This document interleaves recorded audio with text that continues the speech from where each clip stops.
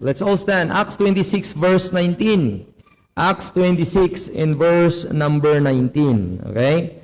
So when Paul got saved and given him a task, the Lord Jesus gave him a task, and this is his testimony, even to an unbeliever. You know, King Agrippa is an unbeliever, and munti ka nang masave, almost but lost, when he said to Paul, almost thou persuadest me to be a Christian, because the word Christian is only 3 times mentioned in the whole Bible. First is Acts 11 verse 26. The second is in this chapter, Acts 26. Nandiyan na po kayo? Verse 19. Let's read all together. Ready? Basa. Whereupon, O King Agrippa, I was not disobedient unto the heavenly vision. So anong vision na nakita niya? Jesus Christ. Amen? The Messiah of Israel. And the one who gave him a task in his time, in our time.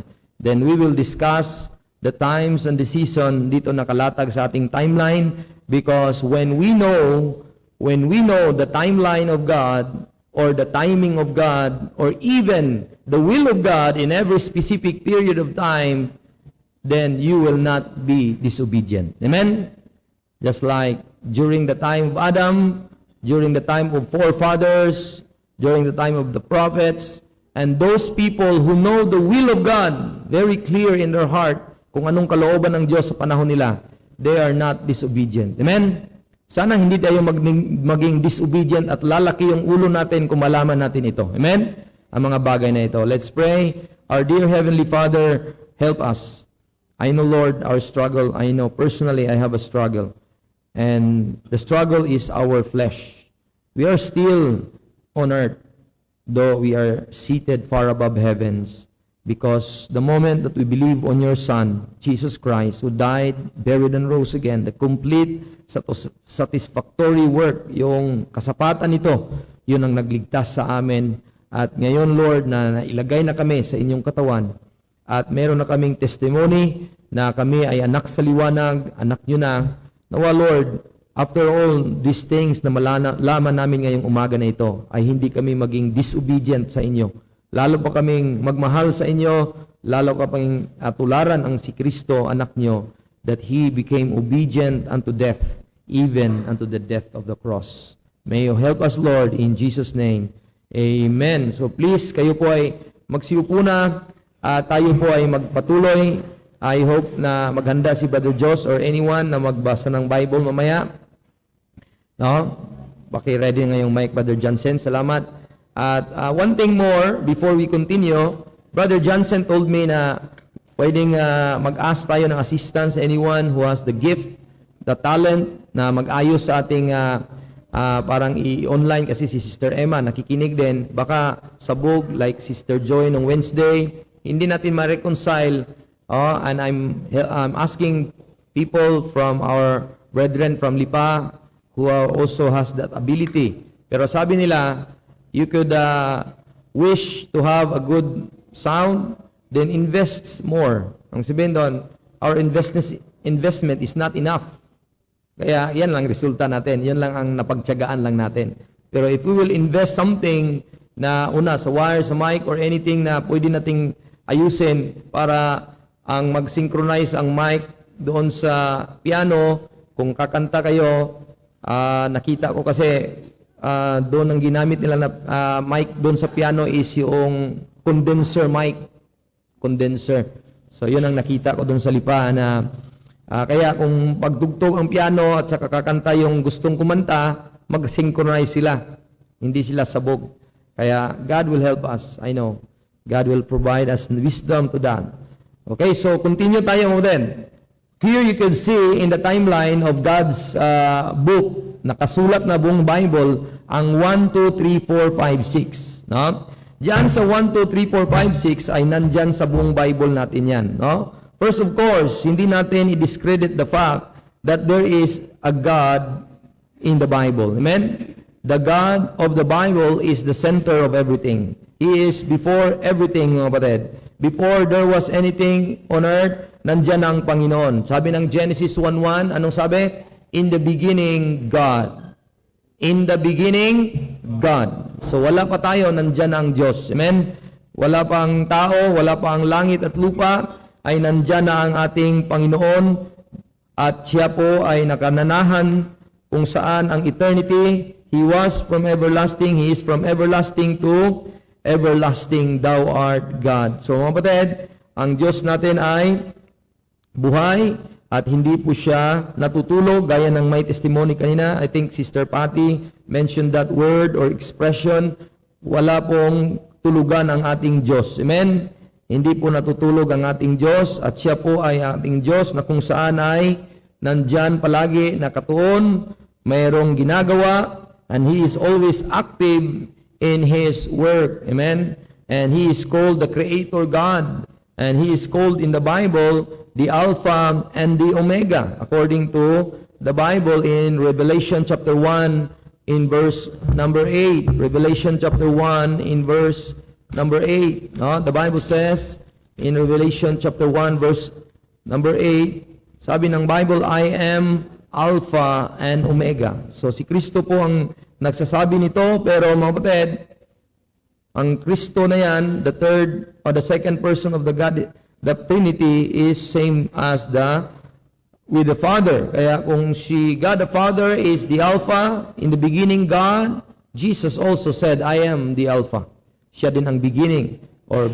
At siya nagsimula sa lahat, and siya din ang Omega. At diyan, matutukoy diyan, ang sabi ng Bible, God is the Almighty. Kaya walang magsasabi na saksi ni Jehovah na si Kristo ay a little God or maliit lang na Diyos. Kasi hindi pwede mong tawagin na little or maliit na Diyos si Kristo kasi testimony talaga mismo niya ang nagsabi, I am the Alpha and Omega, the beginning and the ending, saith the Lord, which is and which was and which is to come. Ano ang last two words? The Almighty. Yan po ang Diyos natin. God, number one, makita niyo po diyan sa number one, ang line na mga broken lines ay mula sa eternity past. Dito po yung eternity past mo din. Oh. Ito yung past, eternity past. Then ito yung eternity future. So mula diyan sa future hanggang past hanggang sa future, ito yung present, mo din. Eternity present. And who determines the landmark of the present? Para malaman natin kung saan yung present. Alam mo agad kung saan yung landmark. The totality of the present when 24-hour begin. When God made the sun, moon, and stars. Then, yung nagawa na niya ang sun, moon, and stars, time started yung tinatawag na clock.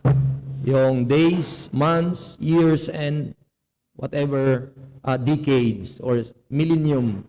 So diyan nagsimula. Eternity past, time before time. Eternity future, time beyond time. Then present, this is our time. God put that line na kung saan makita mo yung time na yan, ayun yung time natin kung saan ang ating present ay it's a transcription or na-transcribe yung eternity in that time. Kumbaga, ito, tapos na to sa Diyos. Sa harapan ng Diyos, tapos na ito. Kaya kung makita nyo po, ang earth na bilog, nilabas ko dito. Bakit? Beyond time, wala pang, before time, wala pang earth. God pa yon. In the beginning, God. Noong ginawa niya ang heaven and earth, Genesis 1:1, dito yon nilagay niya sa loob sa time. In the beginning, God created the heaven and the earth. So makita niyo po then, when God created the heaven and the earth, doon na nagkaroon ng creature, then ang creature na yan nag-rebel, which is the devil. Then he became himself the enemy of God, Lucifer. Then there is a great flood na nangyari because it was the time na kung saan si Lucifer gusto siyang umakyat sa langit. I won't be like the Most High. Kung umakyat siya, he wants to war against his Creator. Binagsak siya. Kaya, nangyari, the earth was without form and void, and darkness was upon the face of the deep. And God said, let there be light, and there was light. And God saw the light that it was good, and the evening and the morning were the first day. And God divided the light from the day, and He called the light day, and He called the darkness night. And God said, let there be a firmament in the midst of the waters, and let it divide the waters under the waters, and all the waters under the firmament be gathered together and become sea, and let the dry land appear. So, and the evening and the morning were the second day. And the third day, God said, let the land bring forth grass. So the living thing, where it was started, princess, saan nag-start ang living thing? Alam mo yung non-living at living? Di ba, princess? Sa science, doon sa third day of creation. Bakit? Ano ba ang plants? Living or non-living? Jaire. Saan si Jaire? Ano ang plants, Jaire? Living or non-living? Of course, living. Mag-grow. Kaya yung mga okra mo doon, nakalimutan mong diligan na naman. Paano yun maging living? Di ba? Jaire, kung yung okra na yan ay ang dami naman, nakahilera pa naman doon. Pag ganun ba, Brother Iman? Hindi natin alam kung mag-grow ba yun. But it's a living thing, the plant. No? It was created in the third day. When God said, let there be a ruler of the day and ruler of the night. When it was created, the sun, moon, and the star. Kailan? In the fourth day. Kung hindi tayo nagkakamali. No? Tingnan niyo po sa Genesis chapter 1. Okay? Genesis chapter 1 in verse number ayan, tama nga. Verse number 14. Let there be lights in the firmament of the heaven to divide the day. So God is a right divider God. Amen? He divided the day and from the night. Amen? Many people don't believe in right dividing the word of truth. The first author of division is God. Amen? Divided the day and from the night. And for the season, days and years. So He divided season, days and years and months. And let them for lights in the firmament of heaven. I'm reading Genesis 1:15. To give light upon the earth. And it was so. And God made two great lights. The greater light to rule the day, and the lesser light to rule the night. And God set them in the firmament of the heaven to give light upon the earth. Are you not glad? God is caring God. Amen? Kung yan ay walang araw, mabuhay kaya yung tanim nyo? Bukirin? Hindi po. Kayo ba'y mapapawisan at mawala yung mga toxic sa katawan nyo? Hindi rin. Amen? Kaya pasalamat kayo na may Diyos. Amen? At ang pasalamat nyo, paglingkuran natin siya. Amen? Talagang enthusiastic natin na mapaglingkuran siya at excited tayo sa church. Because God is a caring God, giving us sun, moon, and stars. And the evening and the morning were the fourth day. And the fifth day, anong ginawa ng Diyos?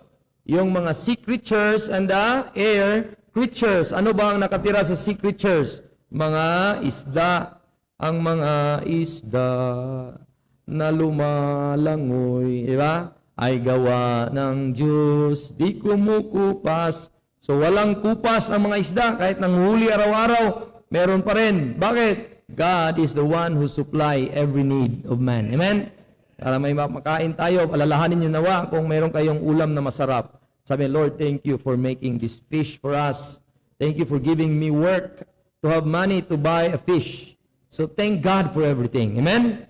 Why there is a chicken? Because the family of chicken are those fowl above the earth that will fly above open firmament of heaven. I'm reading Genesis 1:20. Mga kapatid, mga air creatures. The chicken are the family of fowls of the air, but they are just creatures na hindi masyadong lumilipad. Kaya manok pa rin sila, langgam or fly pa rin sila, may wings, a winged creature, pero sila po ay pagkain natin. Amen? Do you love chicken? I love chicken, but are you not more valuable than the chicken? We are, amen?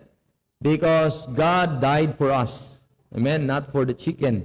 So, verse 21, and God created great whales and every living creature moveth, which waters brought forth abundantly, after their kind, every winged fowl after his kind. God saw that it was good. Then God blessed them, saying, be fruitful and multiply, and fill the waters in the seas, and let the fowl of the earth be multiplying. Kaya, ang first vet doc is God, Sister Joy. He knows. He knows. Amen? Joy, no? Siya ang unang vet na doktor. At siya yung nag-alaga at gustong paramihin. Di ba? Meron bang aso na kuwan, Joy? Na nagkocontrol? Wala, di ba? Talagang aso na yan. Multiply talaga yan. Amen? Multiply in the earth and fill the earth and fill the fowls of the air. And God said, verse number 24, in the fifth day, or not in the fifth day, in the sixth day, God created every living thing that moveth upon the earth. Tapos na ang sea creatures, tapos na ang air, yung mga fowls, tapos na din sa sixth day yung mga animals. Then the last, but not the least, is verse 26. God said, let us make man in our image after our likeness. So, in everything, there is God. Makita niyo po, number one. Saan yung number one of that? Dito. Ito yung number one. Sakot niya lahat yan. God is the one who rule over in His kingdom in heaven and kingdom even on earth. But still, ang kingdom on earth is pending because the nation of Israel did not receive Him. Kaya makita natin mga kapatid, makita natin na number two, continuous tayo who God is. Continue tayo who God is. Not only God is a creator, not only God is the one who is called the Alpha and the Omega. Siya yung simula, kaya nagbasa tayo ng Genesis 1 kasi nandun yung mga origin ng creation. The genesis of or the genesis of everything. Or the origin, the meaning of Genesis is origin. Not only that, he also said na nakatira siya sa langit. If Isaiah 57 verse 15. So he inhabited eternity. No? He inhabited eternity. Isaiah 57 verse number 15. Isaiah 57 verse number 15, the Bible says, for thus saith the high and lofty one that inhabit eternity, whose name is holy. I dwell in the high and lofty place with him also that is of a contrite and humble spirit, to revive the spirit of the humble and to revive the heart of the contrite one. So makita natin doon mga kapatid, na associate yung verse na yan, hindi lang sa Panginoon, na associate ang verse na yan kung sino ang tinatanggap ng Panginoon. You know, kapatid, kahit saang dispensation yan, pero ang puso na mayabang, hindi ka talaga tanggapin ng Panginoon. Gusto ng Panginoon na mapagkumbaba, amen, na espiritu, amen? So, that is God. That is God. Look at, dagdagan pa natin sa 1 Timothy 1:17. 1 Timothy 1:17. Sino yung God na yan in the Bible? Who is that God that we are talking about? The Lord God.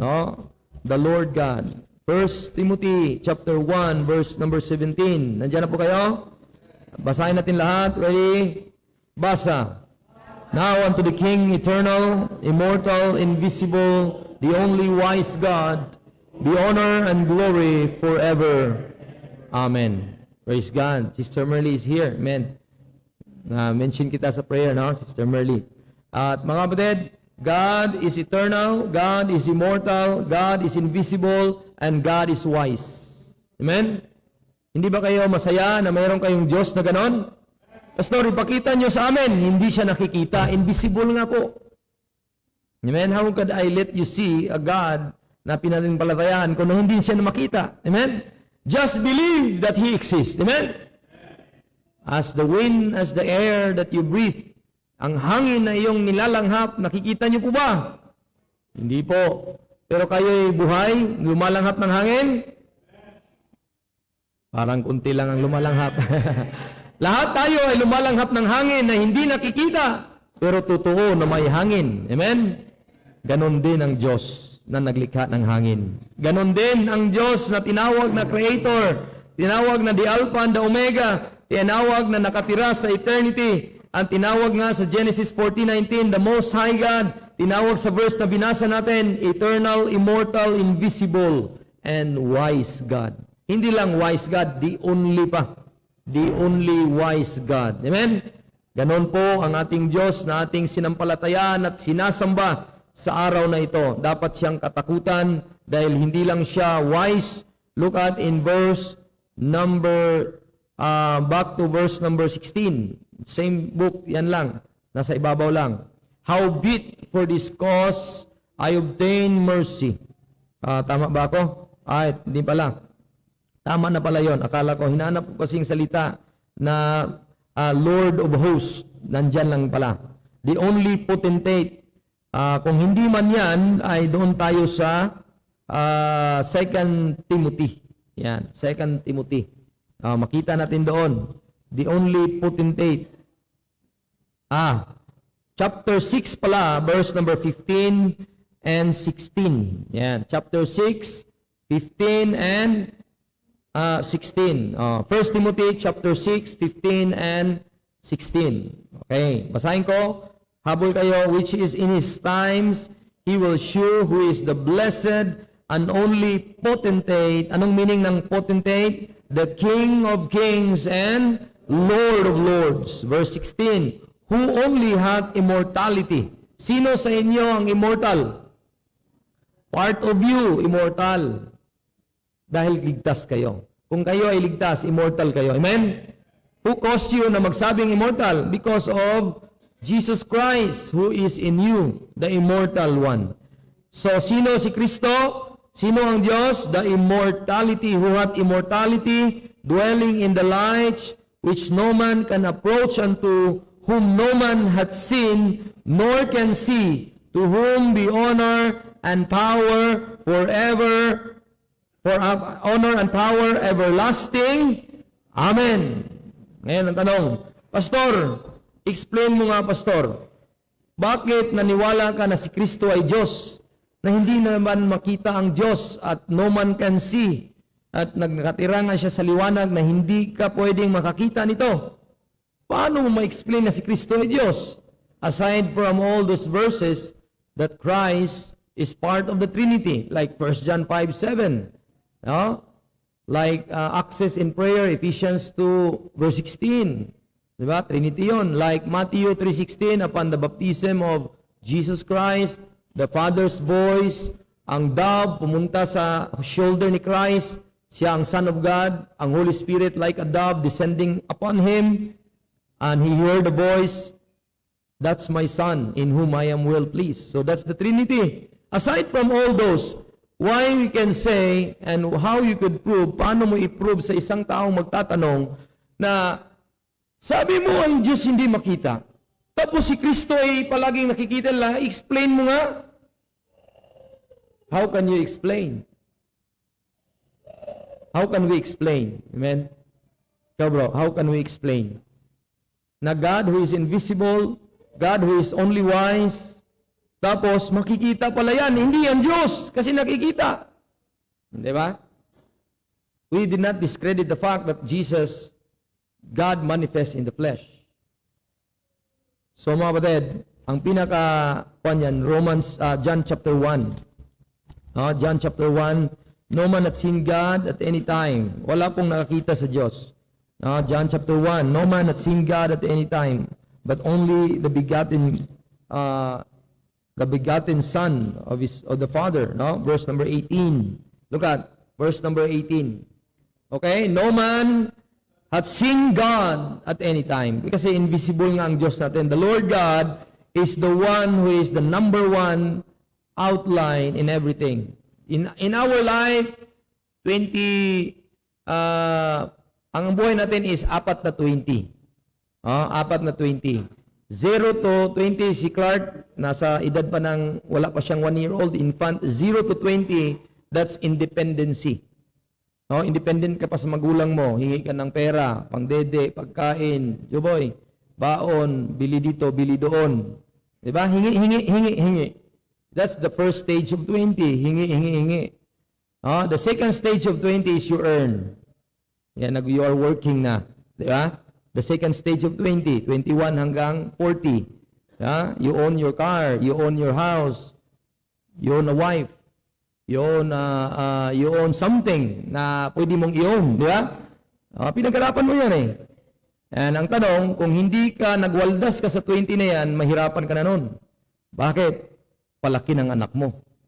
Kaya ngayon, tinuturuan ko anak ko, We have a Bible reading nung nakaraan. Sabi ko, the rich and the poor meet together, and the Lord is the maker of them all. So, si Panginoon ang nagawa ng poor? Bakit? Anong question mo doon? Yun ang Diyos natin. Bakit? Anong nangyari? Ikaw ay rich. Meron kang na-earn na money sa second stage of 20 mo. Iwinaldas mo. Hindi ka nag-ayos. Anong nangyari sa'yo? You became poor. Just like the prodigal son. Mayaman siya, di ba? Nagwaldas siya. Anong nangyari sa kanya? Naging poor siya. Pero after all, he realized, naging poor siya. Anong nangyari? He came back to his father. Kaya tayo naman ay pwedeng may repent. Amen? Change direction. Saan? Toward God.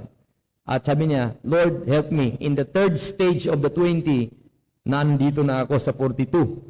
I could make up what I have na mga bagay na shortcomings ko sa second stage. Sa second stage ko, pwede ko pang mahabol sa third stage ng 20 ko. Kasi palaki na si Kuya Joboy. Amen?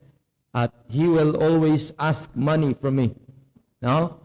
Then after all, pag gaya'y may edad na siyang 20, mag-earn na din siya. Nandun ako sa retirement age, sa last stage ng 20 ko. So I could enjoy my retirement. Amen? So sa physical aspect yon, dito tayo sa spiritual, mga kapatid.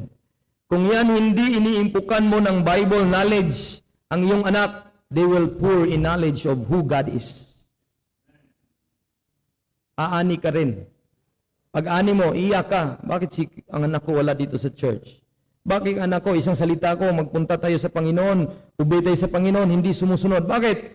You did not give them the riches. The rich and the poor meet together. The Lord is the maker of them all.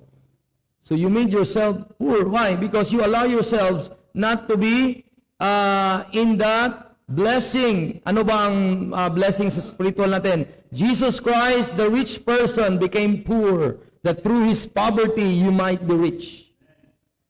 Bakit ang tao masaklap at nasa impyerno kahit mayaman siya physically? They are poor because they did not trust on Christ, the real riches. Amen? Kaya siya, ang ginawa niya sarili niya, he became poor. Gusto niya maging poor, di ba? Kaya, bakit tumating tayo doon? Because God is the one who allow Himself na nagpunta sa lupa at nag-prove tayo, bakit si Kristo ay Diyos? Kasi mga kapatid, walang nakakita sa Diyos, pero ang Kanya lang ang Kanyang anak. Kanya po? So parang it's just like, have you seen your back? No. But do you have a back? Yes. So ganun din yon. Have you seen God? No. But is it sin to see your back? No. How could you see your back? Use a mirror. Jesus is typology a mirror. Kanya po? It's not sin to see your back. Amen? So truth, dalawang truth, hindi nagkabangga. Bakit? I did not see my back. Kasi wala akong mirror. Ganun din. We cannot see God if Christ will not come here on earth. Amen? Kanya po?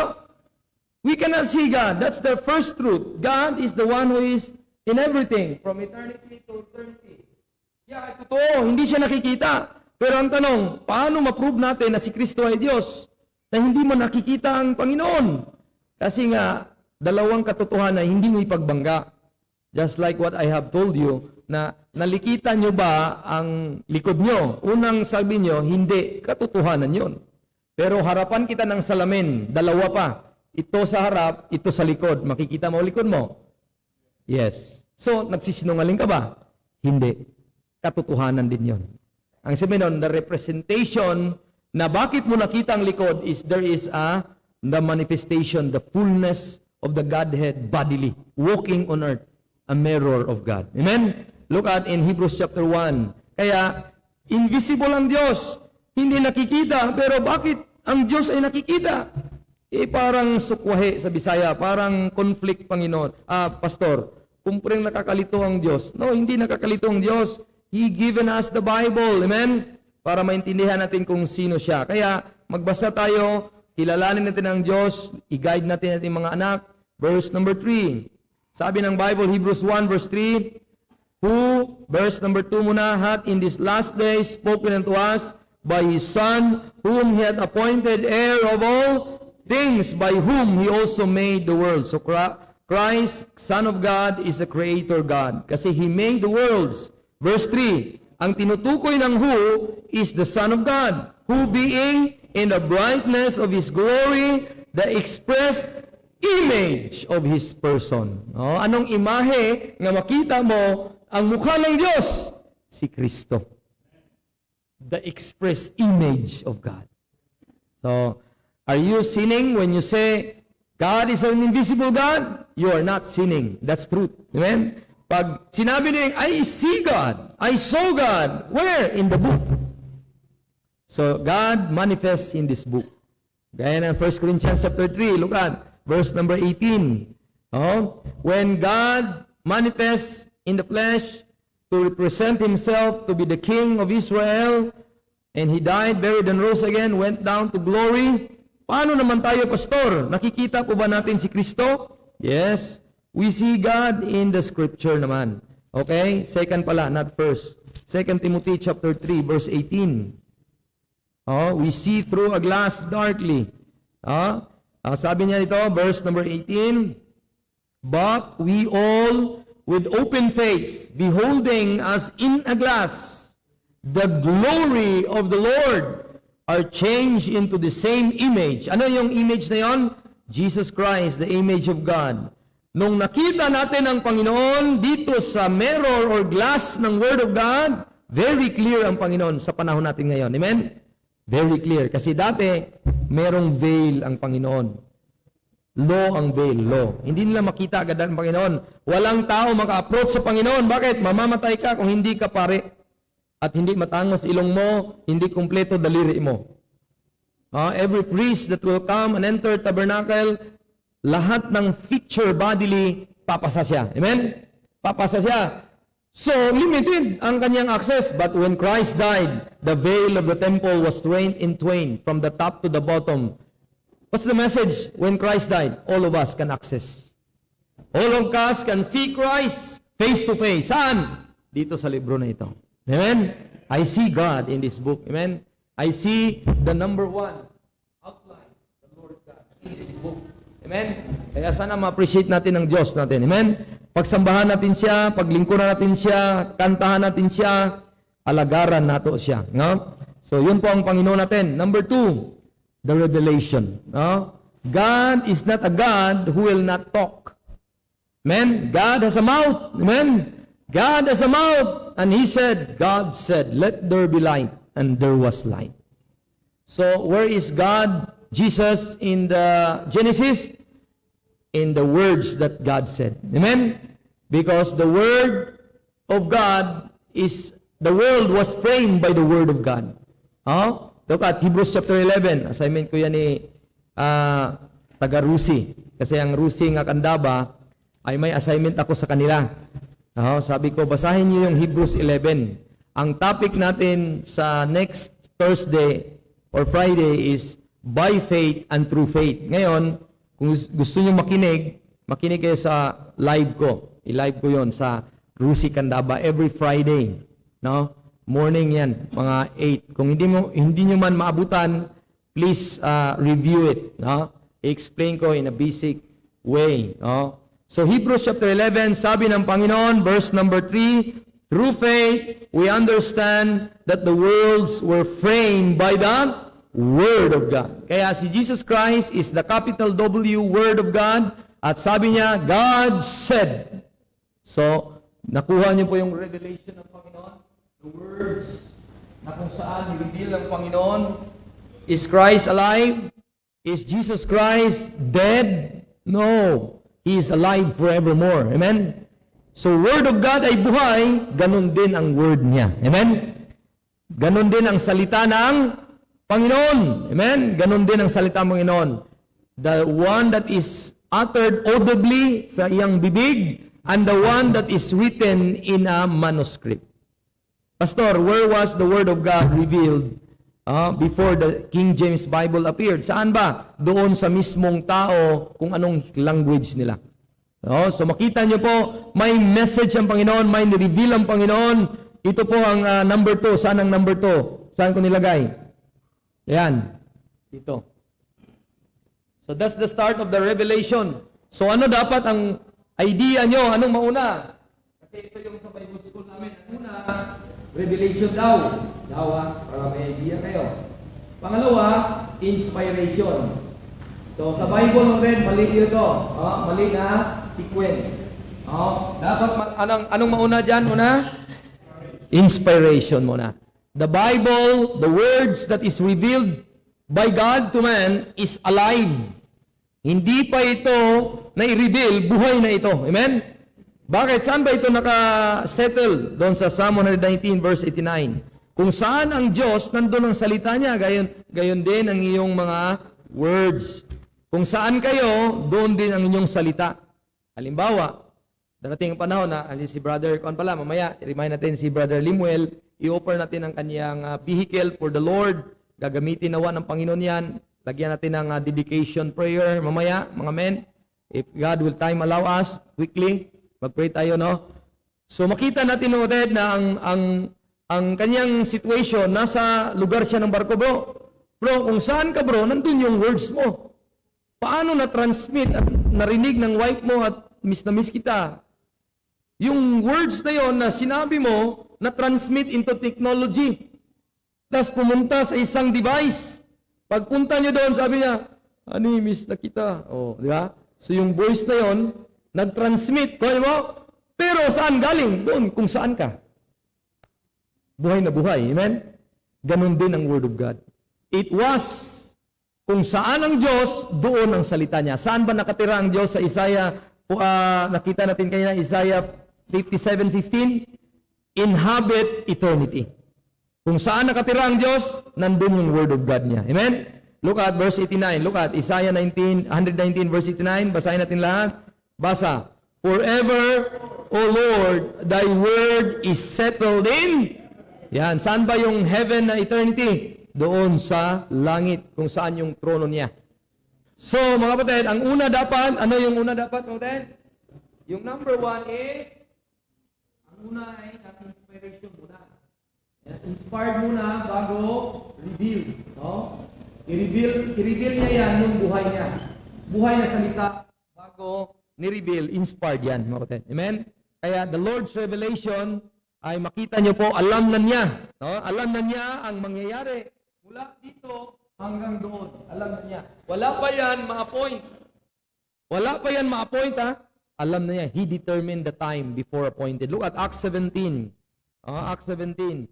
He determined the time before appointed. So, ang mga words niya, mga kapatid, ay tinawag na Word of God, tinawag na Word of the Lord, tinawag na Scripture that is inspired, tinawag na Word of Truth, 2 Timothy 2:15, tinawag na Word of Life, Philippians 2:16, Word of His grace, and the Word of faith. No? And God revealed Himself in what area? Bago tayo pupunta doon. In what area, mga kapatid? He revealed Himself in many areas. Okay? First is in the area of creation. Kaya dito sa number 2, creation. Next, He revealed Himself in the area of signs, wonder, and miracles. Kaya nakilala ni Pharaoh na may Diyos, takot siya nung namatay ang kanyang firstborn. Pinakawalan niya ang mga Israelita. At may Diyos pala. Akala ko ako ang Diyos. Diba? Yun ni si Kibuloy, ma-realize din niya yun. Akala ko akong Diyos, impyerno pala ako. Diba? Ganon, signs, no? Jesus Christ is the manifestation, the revelation of God, no? Revelation of God, and the last but not the least is the Word of God. Yun yung Word of God. Yung Lord's revelation is, ang pinaka-ultimate na makita natin is yung Word of God. Pero it started, mga kapatid, He revealed Himself in creation, He revealed Himself in signs, wonders, and miracles. He revealed Himself in the Son of God, and He reveals Himself in our book that we are holding. Amen? We are Bereans. We need to search this book because if hindi natin isaliksikin ito, hindi natin makilala kung sino siya. That's the revelation. Amen? At makita natin, ang next method ay, nag-advance na pala ako, Lord's time. Number 3. Lapit na tayo. Number 3. So, binasa ko, ang pabasa ko sa inyo, Acts chapter 17. Verse number 26. Acts 17, verse number 26. Okay? So, may Diyos. Siya lahat ang summation of everything na may timeline dyan sa buong Bible. Siya ang alam niya lahat. He is a wise and only wise God. And He revealed Himself in our book. Now, He has given us the time frame. At alam niya, before pa mailatag ang time frame, just like an engineer, before he set it to those who will build it, alam niya lahat. Sino sa inyo ang may engineer na kaibigan? Oh, si Sister Sister Cora. Pagkausapin mo si engineer, pag may ibibuild na bahay yan, Brother Alan, di ba bro? Kahit pa hindi ka engineer, dinudrawing mo. Alam mo, honey Rochelle, ito yung bahay natin. Ngayon, ganun ba, bro? Tapos, pwedeng lagyan ng underground. Something like that. Kung maraming bisita, sobrang dami, pero kung may baha, doon sa upper at ilagay. Pero ready for second floor ang foundation. O, di ba, mga ganun? So, ito naman, daanan ng baha. Ito ay daanan ng exit. Maraming mga planning na lahat. So, bago pa malatag at maitayo, nakalatag na sa mind ng engineer. Amen? Kaya, doon sa verse 26 ng Acts 17, yun po ang term na ginamit ng Panginoon mismo sa kanyang salita, pinakilala niya ang sarili niya kung gaano siya kagaling na engineer. Verse number 26 and verse 25 muna, or verse 24, ready, basa.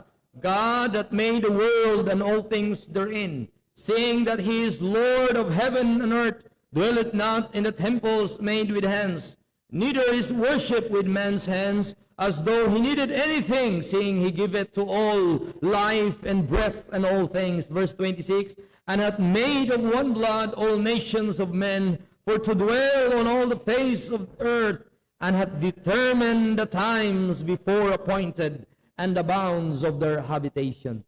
So before God created this timeline in our word, in the Bible, He knows already what will happen. Alam niya. Bago pa yan isulat, alam niya na lahat. What a God. Amen? What a God. He knows everything. Kung anong sinabi niya dyan, walang mistake ang Bible. Amen? Bakit? Alam niya, bago nilatag ang 66 books of the Bible, ay talagang alam niya na hindi kasama ang apocryphal books. Amen? 66 lang talaga. At alam ng Panginoon by canon, by the help, by the providence of God, God helped those scribes na magpili ng mga libro that always in harmony to each and every book. Bakit naniwala tayo ng libro natin ay 66 lang? At hindi kasama yung ibang book, Brother August. Dahil ibang doktrina yon. Hindi yung nag-adhere na who God is. Hindi nag-adhere. Meron pa nga iba doon ng libro ng apocryphal na talk to the dead.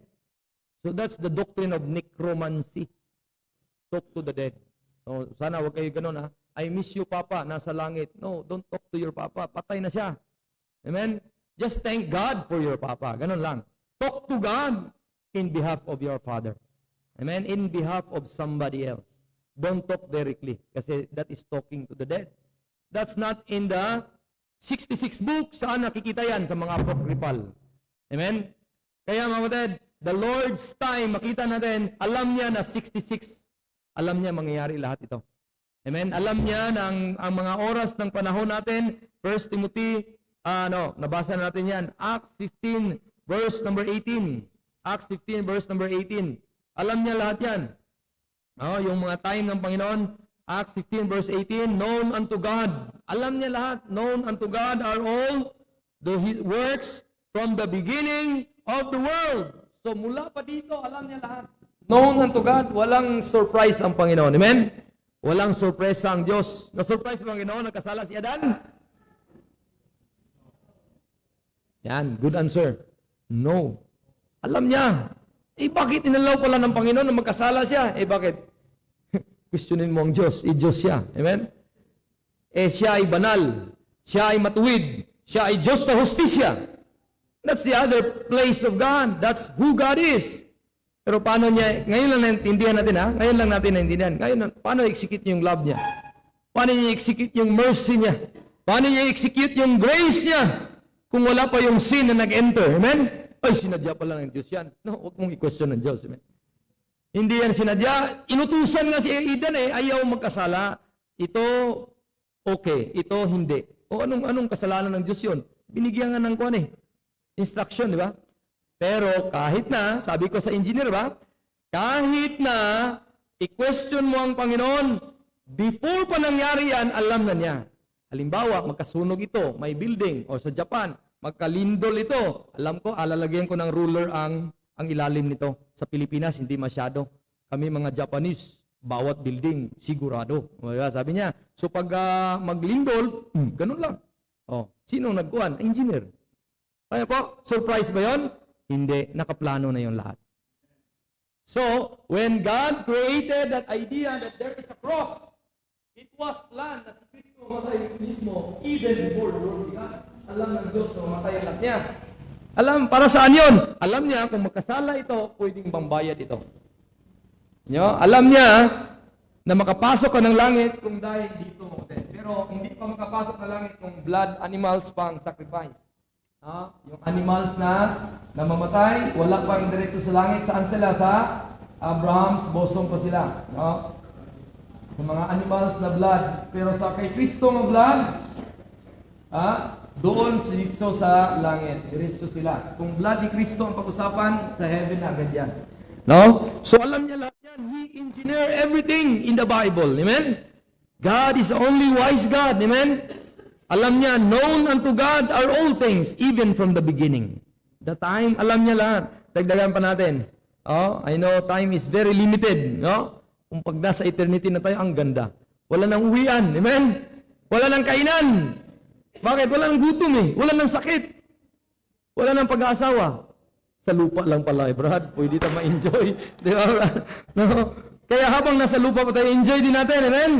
Look at Ephesians chapter, nasaan ako? Nawala ko. Okay? Okay, that's the time. Kaya bahinin natin, o ihatiin natin. Unang time, in times past. Pangalawang time, now in Christ Jesus. Pangatlong time, ages to come. Kaya kuha mo na agad saan ka kanya nakatira. Amen? Gaya na sinabi ko, anong intro ko, mabatid, Jesus Christ, given task to Paul to be a preacher in the grace system. Masunurin si Paul, hindi? Masunurin. Ang tanong, si Paul ay pattern natin. Kung siya ay masunurin sa panahon natin ngayon, ganun din dapat tayo. Amen? Ganun din dapat tayo. Rightly dividing will affects our obedience. Bakit? Si Paul, nung dati, alam niya na mayroong times past, ayaw niyang maniwala kay Kristo, alam niya, he wants to kill Christian. He wants even to kill Peter. Bakit? Obedient lang siya kung anong knowledge na siya. Alam mo ito, he just respond on the knowledge kung ano ang nasa kanyang knowledge. Nag-rightly divide tayo ngayon. Nandito tayo sa now in Christ Jesus. So ano ang effect sa buhay mo? Amen? Anong effect sa buhay mo? Grace na. Amen? Grace na. Kaya si Paul, sabi niya, nung nalaman niya, ay, si Kristo pala itong kaharap ko, sa Acts chapter 9, dito banda, na-realize niya, mali palang Kristo ang inaantay ko. Doon he reckon na si Kristo ay Messiah, then he got saved. So what gospel he got saved? Of course, the gospel of the kingdom mindset, pero under sa grace, under sa blood. Dahil ang mindset, transition, and God knows the time na i-reveal ng Panginoon ang idea ng grace later sa kanyang pagka-save. Amen? Kaya meron tayong book of Ephesians, Colossians, lahat na yon about sa mystery na kung saan hindi na ipangaral sa lumang tipan. Amen? So, ano nga yung una? May Diyos. Ano yung pangalawa? May revelation. Ano nga yung pangatlo? Merong oras. May past, may present, may future. Okay? Then the next is the message. Who is the message? Anong number ang 4? Ay message number 4. Saan ko inilagay? Dito sa may broken line. Anong ginawa ko? Nilagpas ko ba dito sa time before time? Nilagpas ko po. Nilagpas ko ba sa time beyond time? Nilagpas ko din. Bakit? Si Kristo ay from eternity to eternity. He is the message. Amen? Who is the message natin? Wala na pong iba. The Lord Jesus Christ. In the two area. In the area ng mystery and the area ng prophecy. Or in the area ng prophecy and the area of mystery. From the time kung saan Diyos, until the time kung saan din ang Diyos. Siya ang message. Wala kang kupas. Amen? Kaya pagdating sa Sunday worship, ano kayo mensahe ng ni Pastor? Hala, gagalit na naman yun. Dapat isipin nyo, si Panginoong Hesus. Amen? Bawat punta nyo sa church, ang mensahe ng Pastor, si Panginoong Hesus. Amen? Wala nang iba. There's the prophecy side. Look at Luke 1, verse number 70. Pag prophecy side naman na si Kristo ay hari ng Hudyo, simulat sa Paul pa, nung pinrapisay ng Diyos sa Genesis 3:15. Wala nang iba. Ang topic or message na pinangaral nila, si Jesus Christ. No? Verse number 70, as He spake by the mouth of His holy prophets, which have been since the world began. Kailan nagsimula ang world? Dito po, nung nagsimula si Adan. Amen? Oh, yung world system na yan. Oh, iba din yung beyond human race. Iba din yung world doon. Panahon pa ni Lucifer yun eh. Pero nung world system na tinutukoy dito is the mankind. Kung saan nagsimula yung mankind na yan, doon ipinangaral sa propeta. Sino yung unang propeta? Ang Diyos. Ipinangaral niya na darating yung seed of the woman, which is Jesus Christ. Amen? Seed of the woman. At sino ang pinakakuhan pala, later part, nalalaman natin sa history, sino yon? Ang bansang Israel. Paano nalaman natin? Binasa ni Brother Ricky kanina, nagkawatak-watak na. Kinuha na ni Babylon si 2 tribo. Nung binasa natin sa kanina, 2 Kings 17, kinuha ng Assyria ang 10. Kaya yun ang utos ng Diyos na, anak, punta ka sa lupa, pag-isahin mo yung 2 bansa na yon. Pagdating niya dito, malapit na. Here is the messenger. Yung messenger na yan. Number 5. God is the messenger time before time, sa past. Then makita natin si Adam, nag-fail na messenger na yan, forefathers. Then si Moses, si prophets, ang tinutukoy ng message na yan, kingdom. Na si Kristo parating, the seed will come. At siya mismo, the herald of the king, si John the Baptist, repent, sabi niya, for the king is coming. Sabi ng king naman, Matthew 4, verse 17, repent, for my kingdom is at hand. For the kingdom of heaven is at hand. The kingdom on earth na established doon. Ang 12 apostle naman is the messenger. At sabi niya, repent, because the kingdom is coming. Pero walang kingdom nangyari. Amen? Walang kingdom po na nangyari because the king was rejected. The king that wants to rescue them. Nandyan pa kayo sa Luke 1:71? Nandyan pa kayo? Look at verse 21. That we should be saved from our enemies. So look at yung history ng enemy nila. Ano nga yung enemy, brother? Ricky, kanina, binasa mo? Dito banda yun eh. Babylon. Letter B. Araling Panlipunan, 101. Di ba? History. Babylon. Next sa Babylon run. Anong next sa powerful Gentile nation? Medes, Persia. So M. Medes and Persia. Anong next kapangyarihan after Medes and Persia? The Greeks pa. G. Anong kapangyarihan? All men speak Greek. After the Roman come over and sabi niya, no world to conquer the Romans. Julius Caesar. Amen? No world to conquer. Yeah? Kuha niyo po si Julius Caesar, the powerful emperor, Julius Caesar. At makita niyo po, from Babylon to Medes and Persia, to the Greeks, to the Romans. Then, pagdating ni Kristo, ang mga Hudyo ay sinakop ng Roma. Sino si Pilato? The governor, which is from Rome. May power siya. Colonize na hindi na captive, colony na ang ginawa nila. Colony na, bakit? Ang hari nasa Rome, Italy. Ang emperor. Pero ang kanyang sinakupan nasa Hudyo, nasa Jerusalem. Kaya ang governor doon, si Pilato. Every year may eleksyon. Kaya sabi niya, sino piliin ko dito? Maraming mga mambubuto dito, mga Hudyo. Sige, bahala na kayo sa hari nyo. Hugas kamay na lang siya. Kasi manalo siya next year. Di ba? So, ang nangyari, mga kapatid, yung Pilato na yan, yung pahit na yan, ay pinabayaan na lang niya kung anong desisyon ng mga Hudyo na matay yung hari nila. Kanya po, mga kapatid, that's the messenger. Ngayon, nung nawala ng hari, mga kapatid, there is the time na na-postpone yung kingdom and this is the blue one. Ito yung blue, mga kapatid. Yun yung lugar kung saan tayo nakatira. After the cross, now in Christ. Sino ang messenger? Si Apostle Paul. Anong mensahe na dala ni Apostle Paul? Look at Galatians chapter 1. Oh, ano po si Apostle Paul, mga kapatid? Siya po ay specific person lang na tinawag ng Diyos, hindi para manggulo. Kaya na sinabi ko sa inyo, two truths, but not contradicting each other. Just like I've said before, proving that God is invisible. First part, hindi natin nakita ng Diyos. Second part, nakita natin ng Diyos in the person of Jesus Christ. So, hindi sila nagkabangga na truth. Ganon din si Pablo at saka si Pedro. Kanya ba? Ganon din si Pablo at saka si Apostle Peter. Ngayon, hindi sila nagkabangga pero meron lang specific task. Ang task ni Paul bilang the preacher to the Gentiles, ito yon. Sabi ng verse 1, Galatians 1. Paul, an apostle, not of men, neither by men, but by Jesus Christ, and God the Father who raised him from the dead. So, saan galing ang apostleship niya? Hindi galing kay Apostle Peter, hindi galing kay John, hindi galing kay James. Saan? Kay Jesus Christ. Okay?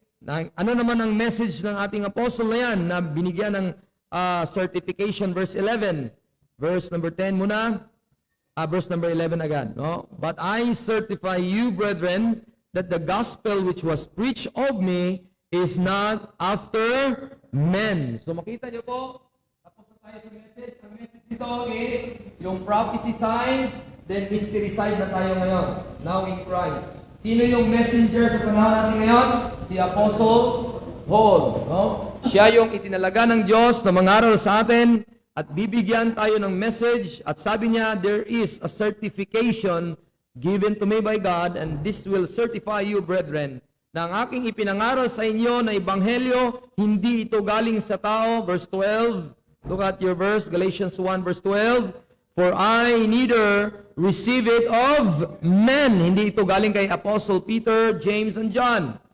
Neither was I taught it. Hindi din ako ipinapangaral nila or tinuturuan nila. Saan ako nakakuha nito? But by the revelation of Jesus Christ. So, kailan ang Panginoon nag-reveal sa kanya at how many times Jesus revealed to Paul? Can you answer?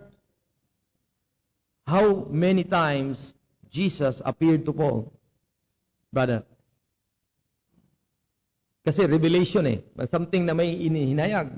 So ilang beses siya nagpahayag kay Kristo, ay kay Paul. Okay? So the answer is in your mind at alam ko pastor, mahirap lang i-explain. Look at Acts 26. No, alam ko naman na alam nyo. Pero hindi ko lang matumbok kung saan yung verse, pastor. No? Kaya nandito ako, tulungan ko kayo.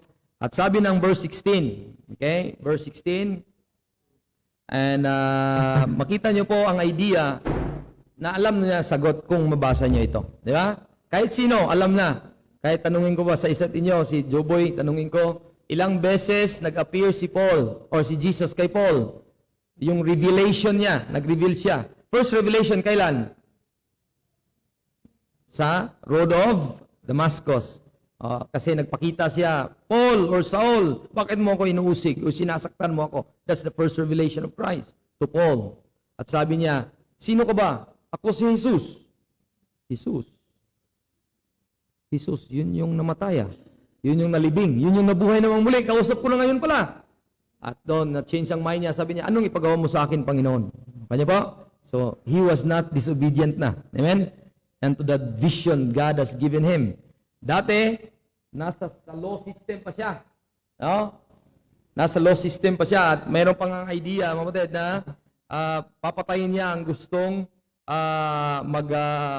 go against sa kanya. Pero nung time na nakita sa kanya, verse 16, look at. Sinabi ng Diyos, I am Jesus, whom thou persecutest. Verse 15. 16 ang answer. Hindi mo makita kasi yan sa Acts 9 na verse. Kaya sa 26 tayo sa Acts makikita. Verse 16, nandiyan na kayo? Sagutin nyo sarili nyo kung how many times that Jesus appeared to Paul to reveal something to him. Verse 16, ready, go. But rise and stand upon thy feet, for I have appeared unto thee for this. What makes a sentence or word past tense? Joboy. Because there is an ed. Amen? So that's one time appearance. Nung time na nakipag-usap si Kristo. Ito naman, for to make thee a minister and a witness both of these things which thou hast seen. Past tense. Ito na ang next. And of those things in the which I will. Ano yung I will? Past tense or future tense? Yon. So how many times did Jesus appear to Paul? To make it say, many times. Para hindi na tayo mag-isip ng another word. Amen? Many times. How do you define many? It's more than one. Very simple, di ba? Pag one time. Pero pag tabok mo sa pangalawa, many na yun, di ba? So ang ibig sabihin doon, pag sinabing, Paul, I have appeared to you, and you have seen me. That's the purpose. I'm the Messiah. I'm the Christ. I'm the Son of God. Do you believe me? Do you believe Christ? Do you believe Christ? So if you believe Christ just like Paul did, then that's good. Amen? Pero itong bagay na uniqueness ng ating messenger. Huwag kang mag-alala. Hindi kita bibigyan ng tawag doon, mangangapa ka. Sino sa inyo ang leader dito sa isang organization, a family, a school, a business, a team leader? Sino sa inyo hindi bibigyan ng instruction? Of course not. Kasi paano kung magkamali sila? Di ba? Anak, aalis lang ako samanta. Iwan ko itong noodles at itlog at kanin. Lutuin mo. Nalilito si Manto. Paano ko lutuin ito? Anong unahin ko? Itlog or kanin? Noodles? So, ang ginawa niya pag-uwi, sinali lahat. Itlog, noodles, kanin, pinag-isa. Walang instruction eh. Pag ganun, anong ula, anong kana? Okay na lola. Pag ganun, sinali lahat. Wala kang iwang instruction eh. Pinaghalo na itlog, noodles, at saka kanin. Ang Diyos, hindi ganun kay Paul. Amen? Hindi ganun kay Paul si Kristo kay Paul. Amen? Anong ginawa ni Paul? Anong ginawa ni Paul? Nag-ready lang siya sa sarili niya. Saan siya nag-testify na binigyan siya ng revelation? Look at.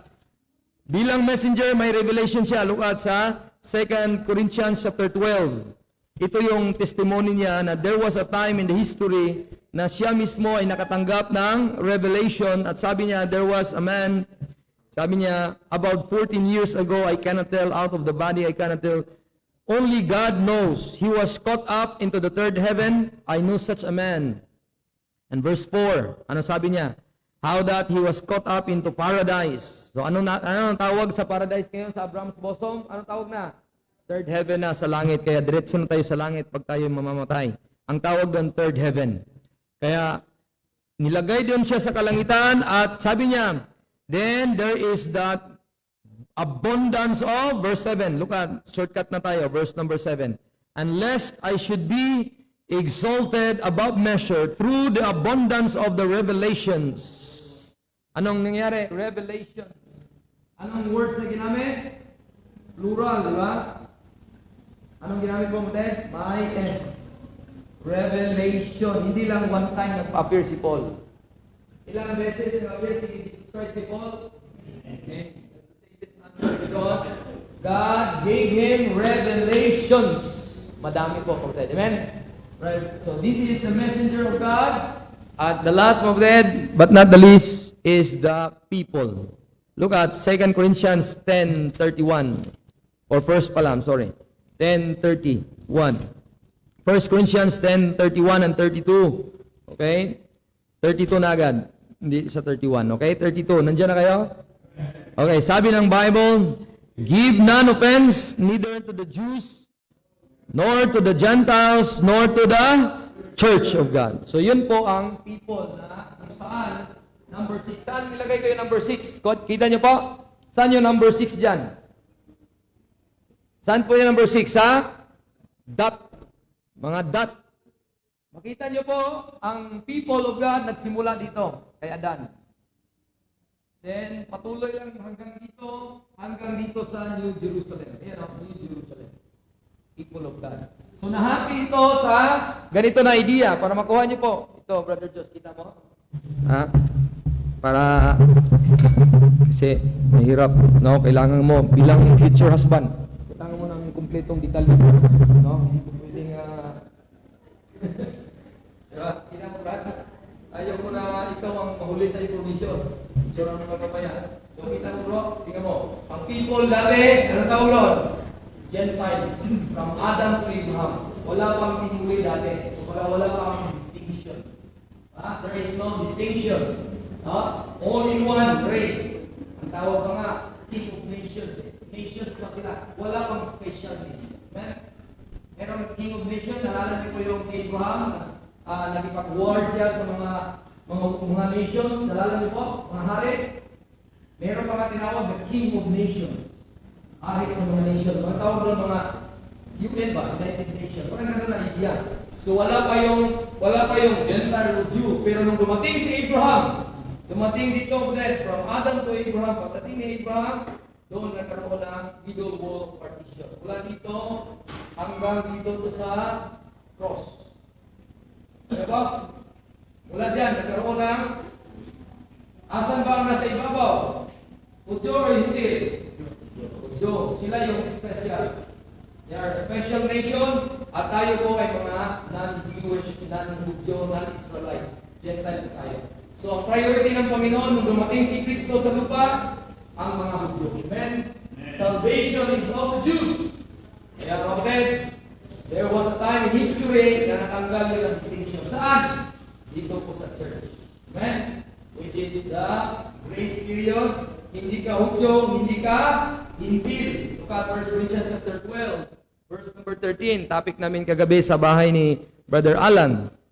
Sabi ng Bible, verse number 12, verse 13, for by one Spirit are we all baptized into one body, whether we be Jews or Gentiles, whether we be bond or free, and have been made all to drink into one Spirit. So makita niyo po mga na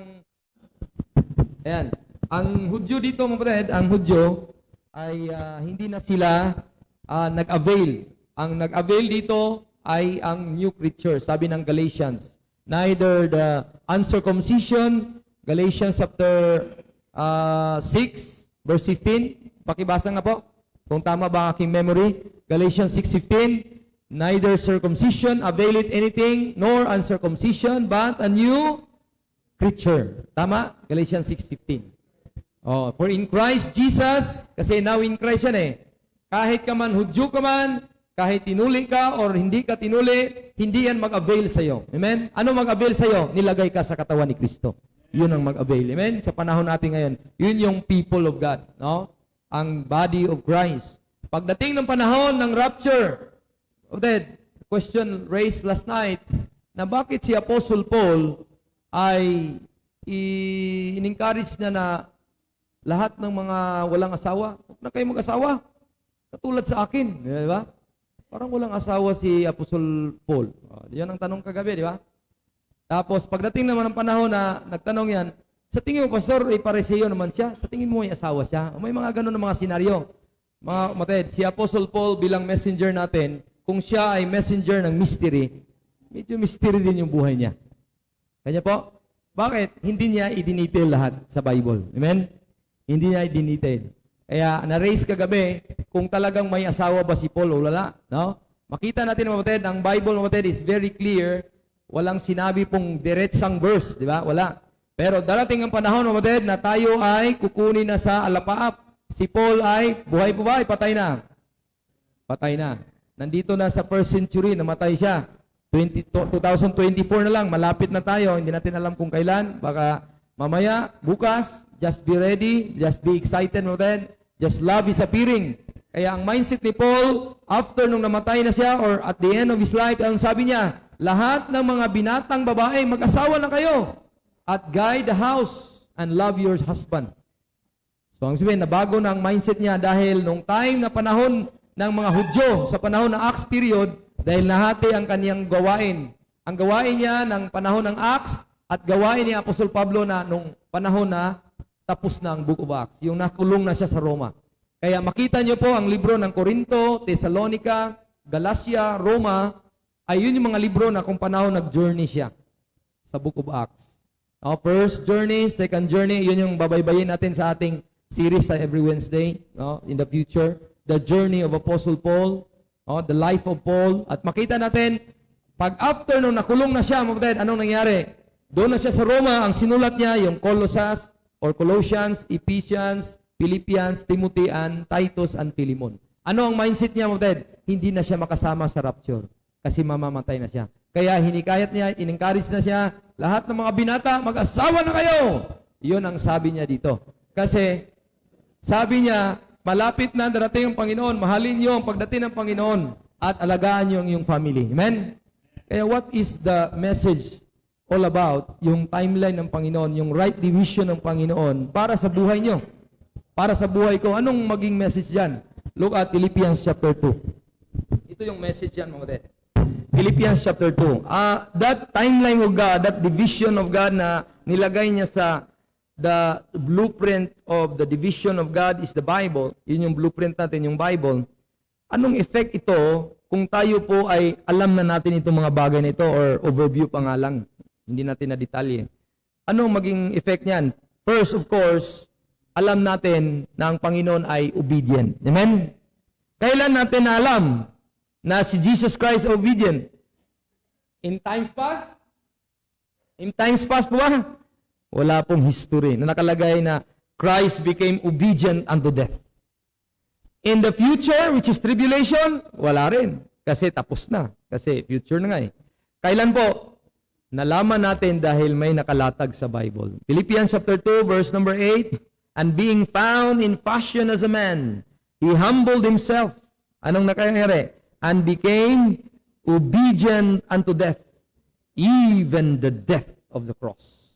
Kaya pala, mga kapatid, na pwede kang maging obedient just like Christ. Kasi nalaman mo na yung timeline. Amen? Nalaman mo na yung timeline na si Kristo naging pattern sa panahon natin ngayon. Amen? Kung siya ay masunurin, dapat ikaw ay masunurin din. Amen? Hindi yung para kang mayabang, alam ko na yan, pastor. Sinong debatiin natin, pastor? Yung mga talagang walang alam. Maawa ka naman sa kanila, mga kapatid. Amen? Hindi naman tayo ginanon. Hindi kayo ginanon ni Pastor Anton, di ba? At tinutulungan pa nga kayo. Inaalalayan pa kayo hanggang lumago kayo. At ako din, ang aking heart's desire na alalayan ko all the way na hindi lang sa knowledge magtapos, kundi sa manner ng buhay niyo. Amen? Manner ng buhay ko. Hindi lang marunong tayo na alam ko na yan, pastor, alam ko na yan. Pero ang tanong, kahit alam mo na yan, look at sa 1 Corinthians chapter 13, hindi ka naman minahal mo yung kapatid. Sabi niya, though I speak with the tongues of men and of angels, and have not charity, I am become as a sounding brass or a tinkling cymbal. Verse 2, and though I have the gift of prophecy, and understand all mystery. Understand ko na yan lahat, pastor. And all knowledge. Alam ko na ang Lord God pala, revelation pala, then pagkatapos nun, may timeline. Grabe, memorize mo yan. All knowledge. Pero, though I have all the faith, so that I could remove mountains. Anong sabi ng Bible? Kung wala kang pagmamahal, you are nothing. Amen? Ang pagpunta mo lang pa dito sa church pala, napilitan ka lang. At pagpunta mo pa, natulog ka pa. Dahil hindi ka naghanda sa Sabado at hindi ka uminom ng Red Bull o ano pang klaseng pangpagising. Sayang lang lahat. Amen? Sayang lang. Wala kang pagmamahal. Sayang lang. And though I bestow all my goods, kahit pinakain mo pa lahat, ako ang magtaya sa lunch, huwag kayong magbaon. Sabi niya, ako lahat. Pero hindi pala pagmamahal, kayabangan lang pala. It's nothing. Amen? It's nothing. I give my body to be burned, kahit pa sunugin ang ating katawan. At magsakripisyo ako, maging pastor ako forever dito sa Birian. Pero hindi pala pagmamahal, walang kabuluhan. Amen? Walang kabuluhan itong lahat na ito. It will profit us nothing. It will not please God. Verse 4, charity suffereth long and is kind. Charity envieth not. Charity vaunteth not itself, is not puffed up. Doth not behave itself unseemly. Seeketh not her own. Alam nga natin magdibisyon. Sa iyo yan, akin ko. O mga Israelites, sa iyo itong promise, akin ko. O ikaw, kapatid kita, Jansen, hati sila. O sabi ni Papa, hati tayo. Sa iyo to, akin to. Akin to, akin to. Uy, sabi ni Jansen, sa'yo lahat. No? So, ganun tayo minsan. Ganun tayo minsan sa ating oras, ating pera, sa ating mga kaalaman. Amen? Na pag makuha tayo ng sahod, business commission, akin to. Lord, sa'yo yan, akin to. Nangyari, makalimutan na natin ang Diyos sa ating pagbibigay. Amen? Sa ating mga manners, sa ating desisyon, makalimutan na natin. Please be obedient to God. Amen? Because Jesus obeyed His Father. And if you are a Christian, if you're a child of God, be a followers of God. Amen? As dear children. That's the motivation na dapat natin. Hindi tayo magiging sakim or makasarili. Not easily provoked. Think it no evil. I appreciate the moderator kanina. Sabi niya, na let's give the benefit of the doubt. Yun po ang application, think it no evil. Don't judge because God is a judge. Amen? God is a judge. Judge the ways na ginawa mo na maging stumbling block sa others or other things is, i-judge mo sarili mo, baka ikaw yung nakatisod na or naging katisuran sa iyong kapatid. Amen? So, sabi ng Panginoon, rejoice it not in iniquity. That's love, that's obedience, na hindi ka nag-rejoice sa iniquity, but rejoice it in the truth. So, if you rejoice in the truth, that's obedience. And sabi ng verse 7, nandiyan na po kayo, bear it all things, believe it all things, hope it all things, endure it all things. So, wag kang maglupay-pay, continue lang hanggang pagbabalik ng Panginoon. Amen? Verse number 8, charity never fail it. Hindi nagkulang ang pagmamahal sa iyo. At kayon din ikaw, hindi magkulang nawa ikaw. Continue to be obedient, but whether there be prophecy, they shall fail. Whether there be tongues, they shall cease. Whether there be knowledge, it shall vanish away, for we know in part and we prophesy in part.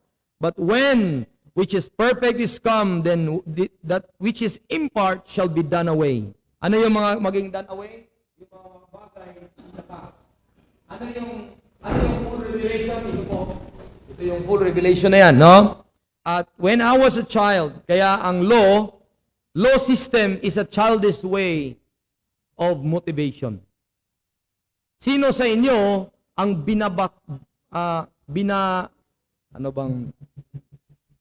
dusturdos na lang para mabilis? Sino sa inyo ang dinusturdos na seaman, bro? Uwi ka agad, di ba?